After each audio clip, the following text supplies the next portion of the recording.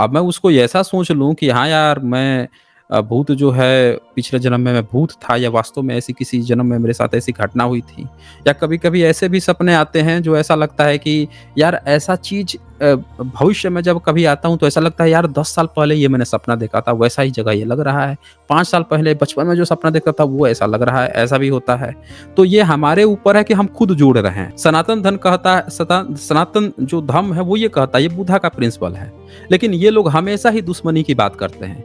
राम जो है शूर्पणखा का नाक कान काटते हैं लक्ष्मण, फिर उससे गुस्सा होती है, उसके बाद से रावण गुस्सा होता है, फिर रावण बदला लेने के लिए इसकी सीता उठाता है, फिर दोनों लड़ाई झगड़ा करते हैं। ये हमेशा बैर कर रहे हैं ये लोग, ये कभी सनातन धर्म नहीं है। वो पूरे मानव सभ्यता को इस बात से दूर करते हैं कि कोई कोई दूसरे से न जले, न उसमें ईर्ष्या उत्पन्न हो। अब पड़ोसी से जल रहा है, भाई से जल रहा है कि वो आगे बढ़ रहा है, वो कर रहा है।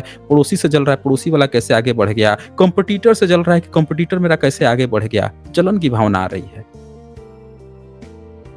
जो टॉपिक है उससे रिलेटेड अगर आप बात नहीं करते हैं, अगल-बगल की बात करते हैं, तो जानकारी हो तभी बात करें।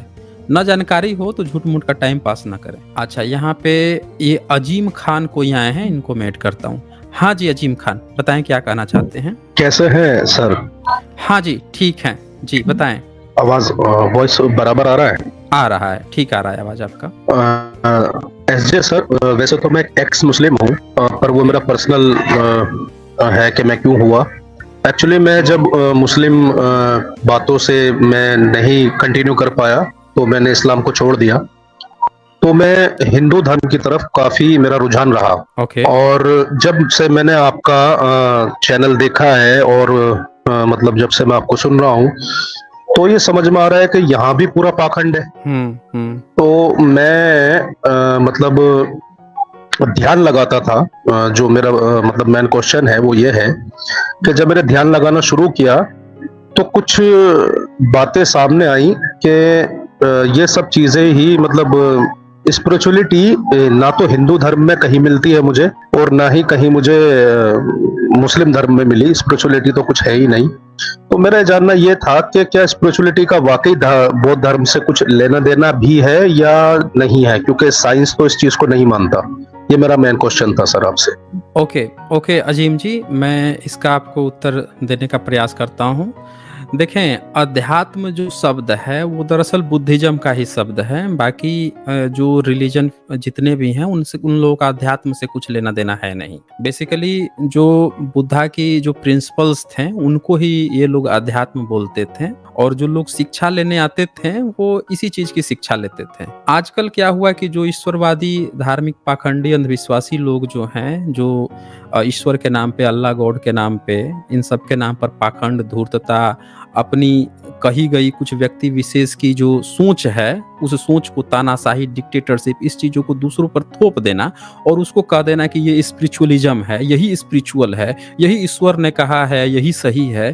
इस तरह से जो प्रचार फैलाया तो लोगों ने अब उसको समझ लिया। अब जैसे भारत में ब्रह्मनिज्म है, ये कोई स्पिरिचुअलिज्म नहीं है, इसमें है ही नहीं। भाई, जो व्यक्ति जो है एक अपने घर में अपनी बीवी को मारता पीटता हो, अपने बाल बच्चों को जो है मारता पीटता हो, अपने भाई को जो है छूत बना के रखा हो, अपने घर में अपने ही लोगों में से जब लड़ाई होता हो तो कहता हो एक भाई लड़ने जाएगा और बाकी लोग जो है घर में रहेंगे, और कहेगा दूसरों को तुम तलवार नहीं उठाना है, भले हम सब गुलाम बन जाएंगे, क्योंकि जानता है कि गुलाम बन जाएंगे तो हम जाके चाटुकारिता कर जाएंगे, बाकी हमारे भाई मारेंगे, पिटाएंगे, खाएंगे, जो भी होगा देश भी गुलाम हो जाएगा, हम तो चाटुकारिता करके अपना जिंदगी जीना लेंगे। तो वैसा व्यक्ति जब बात कहे कि हम स्पिरिचुअल हैं, हमारे ईश्वर ने हमको स्पिरिचुअलिटी दी है, अब हमारी बात मानो, तो कौन बिलीव करेगा? वो कोई स्पिरिचुअलिटी नहीं है। ये दरअसल एक स्वार्थ है, और स्वार्थ को लोग, लोभ को लोग, लालच को लोग स्पिरिचुअल समझ लेते थे। तो दुनिया के जितने भी धर्म, मजहब, रिलीजन हैं, दरअसल वो कभी भी यूनिवर्सल बात ही नहीं किए। यूनिवर्सल बात कहने का मतलब ये होता है कि जिसमें किसी व्यक्ति विशेष का कुछ साध्य नहीं है। जैसे मॉन्क्स को आप कभी नहीं देखेंगे, बुद्धा धर्म में आप नहीं देखेंगे कि वो कोई एक टेम्पल बना ले और सोने का अंबार लगा के बैठ जाए, सोना का मूर्ति बना ले और बना के बैठ जाए, धन इकट्ठा कर ले, फिर किसी दूसरा आए और उसको लूट लाट के चला जाए। ये काम नहीं किया। तो वो बेचारा शादी भी नहीं कर रहा है, वो जंगलों में घूम रहा है, वो प्रचार के लिए दूसरे दूसरे देशों में जा रहा है। तो वो उनकी जो त्याग थी, तर्पण थी, उसको लोग कहते थे कि हाँ, इनसे हमको कुछ सीख लेना चाहिए था। और प्राचीन काल में ये सत्य भी हुआ। आपने कभी नहीं सुना होगा कि भारत में या किसी दूसरे देश के जो राजा हैं उन्होंने मौलवियों को, मुफ्तियों को बुलाया अपने देश में कि आइए भैया हमारे यहाँ आप शिक्षा दीजिए, स्पिरिचुअल शिक्षा दीजिए, या ब्राह्मणों को बुलाया कि आइए आप हमारे यहाँ स्पिरिचुअल। पर पोपो को भी आपने नहीं सुना होगा कि उनको बुला के कहा कि आप स्पिरिचुअल शिक्षा दीजिए। पर बुद्धा धर्म के साथ ऐसा हुआ कि चीन हो, जापान हो, कोरिया हो, जितने भी दुनिया के उस समय बड़े सशक्त देश थे, उन लोगों ने मॉन्क्स को बुलाया अपने यहाँ स्पिरिचुअल शिक्षा के लिए, और वो उनके यहाँ पढ़ने भी आए बाकायदे। तो ये थी एक्चुअली स्पिरिचुअलिटी। स्पिरिचुअलिटी का मतलब वहां पे अलग था, लेकिन आज की टर्म में स्पिरिचुअल मतलब इतना गंदा हो गया है कि हम जैसे नास्तिक भी जैसे ये शब्द सुनते हैं अध्यात्म, स्पिरिचुअलिटी, तो तुरंत हमारे मुंह से क्या निकला है? पाखंडी होगा ये पक्का अंधविश्वासी है, पाखंडी है, धूर्त होगा ये। तो आज के समय में उस शब्द इतना गंदा बन चुका है कि अब वो नाम सुनते ही हर नास्तिक के मुंह से यही निकलता है, अच्छा आध्यात्मिक बात, ये पक्का पाखंडी होगा, ये रिलीजन वाला है, ये धर्म वाला है। तो ये मतलब ही इसका गंदा हो गया है। ये चीज हुआ है। आजिम जी, आप अपनी माइक जी म्यूट कर सकते हैं। जी जी जी। सर, अच्छा, दूसरा मेरा सवाल ये था कि मुझे 3 महीना हो गया है ध्यान लगाते हुए, तो इसमें जो मतलब मैंने अब तक जहां तक सुना है या पढ़ा है या देखा है, तो ओम की जो ध्वनि का जो यूज होता है, क्या ये सही है या सिर्फ इसके बिना भी हम ध्यान लगाए तो हमें वही फायदा होगा जो कि ध्यान लगाने से होता है? ठीक है, तो इसके बारे में भी आप जरा मुझे बताएंगे, क्योंकि ओम जो है वो बोलने से कहते हैं ना, नाभि से और नाक तक का पूरा सिस्टम जागृत होता है, और जो 7 चक्र है इसका क्या सिस्टम है, इसके बारे में मैं जानना चाहता हूँ आपसे। जी, अजीम जी, देखें, जो ओम की ध्वनि है वो दरअसल जो लामाइजम है वो प्रैक्टिस करते थे। लामाइजम जो है उनके यहाँ ओम पद में हुम इस तरह की साउंड है, और उन लोगों का ये मानना था जो परंपरागत जो बुद्धा का जो मार्ग है उसमें कोई भी आपको आवाज नहीं निकालनी है, आपको बिल्कुल काम शांति से रहना है और बिल्कुल शांत होकर मेडिटेशन करना है। तो बाद में ये देखा गया कि जब लमाइजम आता है, उनके यहाँ ओम पद में हुम आता है, वो लोग अग्निहोत्र भी करते हैं, आग भी जलाते हैं, वहाँ के जो भी खून की अपनी जो परंपराएं हैं उसको उन्होंने मिक्स कर लिया अपने हिसाब से, तिब्बत के हिसाब से उसको बुद्ध धर्म को बनाया। वो लोग साउंड निकालते हैं, वो लोग मेडिटेशन करते हैं तो बड़ा एक अजीबोगरीब साउंड निकालते हैं। जब तंत्रयान आता है तो उसने भी तंत्र मंत्र की रचना करने लगता है। तो साउंड निकालने की परंपरा जो है 7th 8th सेंचुरी के बाद आई है, वो एक्चुअल नहीं है। बाद के लोगों को कुछ ऐसा लगा कि हाँ यार, कुछ बोलने वोलने से थोड़ा इंगेज रहेगा इंसान, जो है इंगेज रहेगा, बोलते रहेगा तो दूसरे लोगों को भी लगेगा कि हाँ यार कुछ बोल रहा है, कुछ कर रहा है। मेडिटेशन में चुप बैठा हुआ है, अब सही में मेडिटेशन कर रहा है कि क्या सोच रहा है, उसके पर्सनल उस पर हाजिर है। तो ये बिगड़ा हुआ रूप है। आवाज दे के, आवाज करके, ओम ऐसे करके इस तरह से करना, ये बिगड़ा हुआ रूप है, ये एग्जैक्ट मेडिटेशन का रूप नहीं है। एग्जैक्ट मेडिटेशन जो है आज भी बिना साउंड किए बिल्कुल काम, मतलब वहां पे एक क्वाइन गिरे, एक पंखा, मतलब कि हल्का सा एक, कहते हैं ना चिड़िया का भी पंख गिरे तो उसकी साउंड आपको सुनाई दे। हजारों लाखों लोग बैठे हो, इतना काम जगह हो, इतना शांति हो कि उस जगह को आप देख के कहें कि यार पता ही नहीं चल रहा है यहाँ पे कोई बंदा हो, वो एक्चुअल मेडिटेशन होती है। तो मेडिटेशन का रूप बिगाड़ दिया है, और जो बिगड़ा हुआ रूप था, ब्राह्मणिज्म आया 10वीं सदी के बाद आया है, 9वीं 10वीं सदी, तो उसने उस बिगड़े हुए रूप को ही अपनाकर अपना मेडिटेशन बना लिया है। ये चीज हुआ है। जी सर, तो मैं थोड़े 2 सवाल और हैं, अगर आपके पास समय हो तो मैं जानना चाहूंगा। पूछ सकते हैं आप जी। जी, पहला तो ये है कि सर 3 महीने से मेडिटेशन कर रहा हूँ, तो ये मेरे दिमाग का इल्यूजन है या ये मतलब कोई स्पिरिचुअलिटी है कि मुझे अब ऐसा मालूम पड़ता है कि जैसे कोई प्राचीन घटना मेरे साथ हुई है, कोई भी पुरानी बात जो पास्ट में चली गई, तो मैं आंखें बंद करता हूं तो मुझे उसका 360 व्यू दिखता है, यानी कि मैं ऊपर से अपना आप को देख सकता हूं कि मेरे अगल बगल में कौन खड़े हैं और कोई क्या कर रहा है। तो ऐसा संभव है या ये मेरे दिमाग का हेलोजिनेशन है? दूसरा सवाल ये है कि अगर मैं बौद्ध धर्म में आना चाहता हूं तो उसके लिए मुझे क्या करना पड़ेगा? तो मैं आपसे ही जानना चाह रहा था, बस ये मेरा लास्ट क्वेश्चन था आपसे सर। ओके, मैं आपको इस पर थोड़ा सा बता देता हूँ।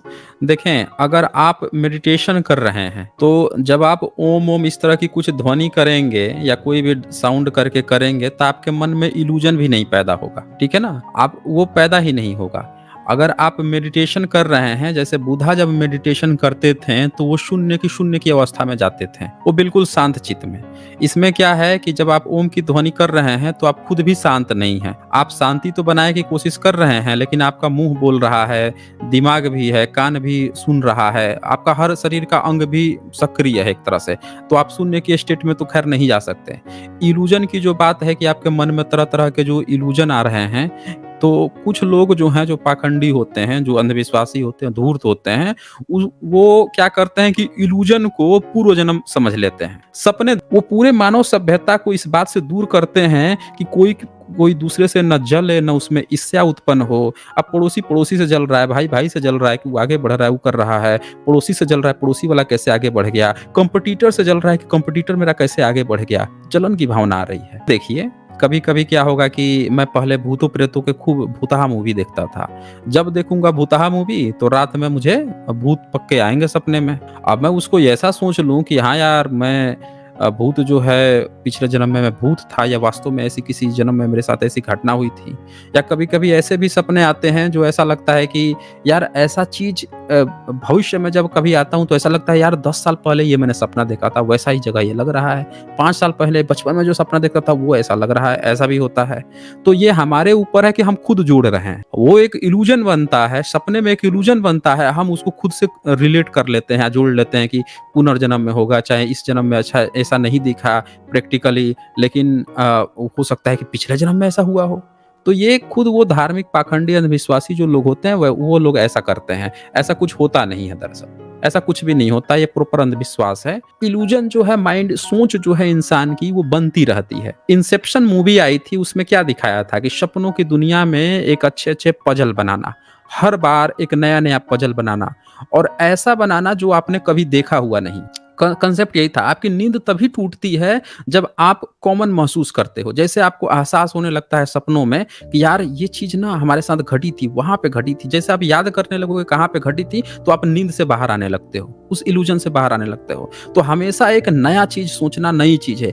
जब नई चीज़ें आप सोचते हो, नई-नई उसमें इल्यूजन बनते रहते हैं, तो आप सपने के डेप्थ में जाते हो। नई-नई चीज़ें उसमें, और आगे बढ़ता है आपका सपना, और गहरा होते जाता है सपना, उसमें कहानियाँ और बढ़ती जाती है। फिर उसको लोग जो है पुनर्जन्म, क्योंकि अब नया चीज़ है, हर चीज़ नया उसमें दिख रहा है। अब वो इसमें आपको दिख नहीं रहा है, तो वो पुनर्जन्म से तुलना कर लेंगे। उनके माइंड में जो चल रहा होगा उसका वो इमेज उधर को दिखेगा, थोड़ा-सा उस चीज़ से रिलेटेड, वो उसको पुनर्जन्म मान लेंगे। तो इस तरह की भी चीज़ें होती हैं जो बकवास हैं, अनसाइंटिफिक है और टोटल जो है फ्रॉड है एक तरह से। दूसरा जो आपका क्वेश्चन था कि आप अगर बुद्धिज़्म में आना चाहते हैं तो आपको क्या करना पड़ेगा? देखिए, बुद्धिज़्म कोई वो है नहीं धर्म, जो रिलीजन जो कहा जाता है, मजहब कहा जाता है, दीन, कि भाई आप जो है जनेऊ करवा लो, आप कलमा पढ़ लो, ये सब कुछ है नहीं उसमें। वो सिंपल से 5 रूल हैं, बुद्धा के पंचशील हैं। उसको जो भी फॉलो कर रहा है कि वो झूठ नहीं बोल रहा है, हिंसा से बच रहा है, व्यभिचार नहीं कर रहा है, और वो जो है नशा नहीं कर रहा है, और एक 5वां भी कुछ है, मैं भूल जाता हूँ बार-बार। तो ये 5 चीज़ें जो हैं, वो जो फ़ॉलो कर रहा है, वो एक तरह से बुद्धा के प्रिंसिपल को मान रहा है। बुद्धा जो है एक जीवन जीने की कला को बताते हैं। उनका अपना पूरा फ़िलॉसफ़ी इस बात पर डिपेंड करता है कि एक इंसान जन्म लिया, अब मर गया। उसके बीच में वो कैसी ज़िंदगी जी कर जाए कि उससे किसी दूसरे को दुःख ना हो, और किसी दूसरे से उसको दुःख ना हो। वो पूरे मानव सभ्यता को इस बात से दूर करते हैं कि कोई दूसरे से न जले, न उसमें ईर्ष्या उत्पन्न हो। अब पड़ोसी से जल रहा है, भाई से जल रहा है कि वो आगे बढ़ रहा है, वो कर रहा है। पड़ोसी से जल रहा है, पड़ोसी वाला कैसे आगे बढ़ गया। कंपटीटर से जल रहा है कि कंपटीटर मेरा कैसे आगे बढ़ गया। जलन की भावना आ रही है। तो जलन की भावना आएगी तो कुछ गलत कदम उठा सकता है। दूसरे, अब ब्राह्मण जो है उसको हमेशा शूद्र के प्रति, ओबीसी पिछड़े के प्रति, गैर ब्राह्मण के प्रति उसमें मन में ईर्ष्या रही, उनके खिलाफ नीचा दिखाता रहा, उसके मन में हमेशा ईर्ष्या रही जाति को लेकर के, हम इसमें अलग है। क्यों आई? क्योंकि उसने बुद्धा के प्रिंसिपल को समझा नहीं। आज भी बुद्धा को करी आता है। तो जब आप इस चीज को नहीं समझ पाते हैं तो आप दूसरे धर्म, रिलीजन, मजहबों में फंसे रहते हैं। पर आप जीवन की एक सही कला को पहचान लेते हैं कि आप भी जियो और दूसरे को भी सही से जीने दो, तो वो आप बुद्धा की बात को मान रहे हैं। उसमें आपको कोई विशेष न तो किसी कलमा पढ़ने की स्पेशल जरूरत है, या ना आपको जनेऊ लीला करने की जरूरत है। इसमें कुछ करने की जरूरत नहीं है। आप एक अपने घर में गृहस्थ बन के भी, कहीं से भी रह के, इन पंचशीलों का पालन करते हुए एक आदर्श नागरिक बन सकते हैं। यही है। बहुत सारे लोग जो हैं वो दीक्षा लेते हैं, दीक्षा लेके जाते हैं और बहुत सारे लोग जो हैं प्रवज्ञा ग्रहण करते हैं, विशेषकर मॉन्क से जाकर मिलते हैं। पर अगर आप नहीं भी मिलते हैं, अपने घर में भी जाके ये चीज़ें प्रैक्टिस कर रहे हैं, खुद भी जीते हैं, दूसरों को भी जीने की बात करते हैं, तो आप उसी प्रिंसिपल पे हैं, वो कोर प्रिंसिपल, तभी तो इसको सनातन कहा गया। इस धम्मो सनातनो। बैर से बैर जो है कभी शांत नहीं होता है। लेकिन ब्रह्मनिज्म की जो फिलॉसफी है यहाँ पे, वो पूरा का पूरा यही है, ईर्ष्या, द्वेष, दूसरे से ईर्ष्या करो। यहाँ पे दुर्योधन जो है उसकी ईर्ष्या किससे हो रही है? द्रौपदी से। द्रौपदी की ईर्ष्या दुर्योधन से हो रही है। वो जा रहा है, उस पर हँस रही है, खिलखिला रही है। अब वो उसका बदला निकालता है कि भाई तू मुझ पर हँसती थी, अंधा का बेटा अंधा बोल दी थी, चल भाई तुझे भरे सरेआम मैं तेरी साड़ी खींचूंगा। अब वो गुस्सा होती है, उसके बाद से वो उनसे बदला लेने के लिए लड़ाई झगड़ा करते हैं, मारपीट करते हैं। तो ये बैर से बैर इनके कभी शांत नहीं हो। सनातन धर्म कहता है, सनातन जो धर्म है वो ये कहता है, ये बुद्धा का प्रिंसिपल है। लेकिन ये लोग हमेशा ही दुश्मनी की बात करते हैं। राम जो है, शूर्पणखा का नाक कान काटते हैं लक्ष्मण, फिर उससे गुस्सा होती है, उसके बाद से रावण गुस्सा होता है, फिर रावण बदला लेने के लिए इसकी सीता उठाता है, फिर दोनों लड़ाई झगड़ा करते हैं। ये हमेशा बैर कर रहे हैं ये लोग, ये कभी सनातन धर्म नहीं। सनातन धर्म बुद्धा ने बताया कि उनका क्या धर्म था कि भाई बैर खुद भी जियो, दूसरों को भी जीने दो। आपने जन्म इसलिए थोड़े लिया है कि दूसरे जो है आके, अब एक चिड़िया छोटी चिड़िया है, एक बड़ा चिड़िया है, छोटी चिड़िया ने अंडे दिए, बड़ा चिड़िया आकर उसका अंडे खा जा रहा है बार बार। ये जिंदगी से क्या मतलब है? तो बुद्धा ने कहा यार हम जानवर और ये नहीं है ना, हम इंसान है। जब इतनी अकल बुद्धि है तो हम भी अच्छे से जिए, दूसरा भी हमारे सामने वाला अच्छा से जिए, सबको जीने का हक है। तो बाकी के धर्म, रिलीजन, मजहब जो है उसमें जब तक जो लोग फंसे रहेंगे, इस्लाम चूंकि आपने कहा एक्स मुस्लिम है, तो आपको अच्छी तरह से पता होगा कि इस्लाम में काफिरों की क्या जगह है। और विशेषकर इस्लाम की संख्या किसी देश में जैसे ही 50% क्रॉस कर जाए, 60 जैसे वो बहुमत में आ जाए, फिर वहां के काफिरों की स्थिति उनके नजर में क्या है, तो वो आप अच्छे से समझते हैं। वही हाल हर लगभग रिलीजन का है जहां पे जो मेजोरिटी होंगे। पर बुद्धा प्रिंसिपल ये कहता है कि भाई आपको ह्यूमैनिटी, कम से कम उनका फाउंडर जो है इस तरह के किसी चीज में वो नहीं है, शरीक नहीं है लड़ाई झगड़े में, या उनके स्क्रिप्चर्स भी किसी तरह के लड़ाई झगड़े में नहीं है, या मारने काटने की बात नहीं करते, या महाभारत की तरह ये नहीं कहते कि सबको मार दो, काट दो, पटीदार लड़ा दो और तब धर्म की स्थापना होगी, जैसा कि बाकी के और भी रिलीजन कहते हैं। तो इसीलिए बुद्धा धर्म को मानने का मतलब है खुद भी जिए, दूसरों को भी जीने दे। जी आजिम जी। जी सर, ये तो अच्छा हुआ कि आपने मुझे बचा लिया। दरअसल मैं जब एक्स मुस्लिम हुआ तो मेरे एक दोस्त थे, वो ब्राह्मण थे, शर्मा जी। तो सर वो मुझे दीक्षा दिलान रहे थे, और ये अभी पीछे 2 महीने पहले की बात है। तो मैं दीक्षा लेने के लिए तैयार भी था, और वो बोल रहे थे कि आप दीक्षा लोगे और ब्राह्मण बन जाओगे, मतलब मैं ब्राह्मण से दीक्षा लूंगा तो ब्राह्मण ही बन जाऊंगा।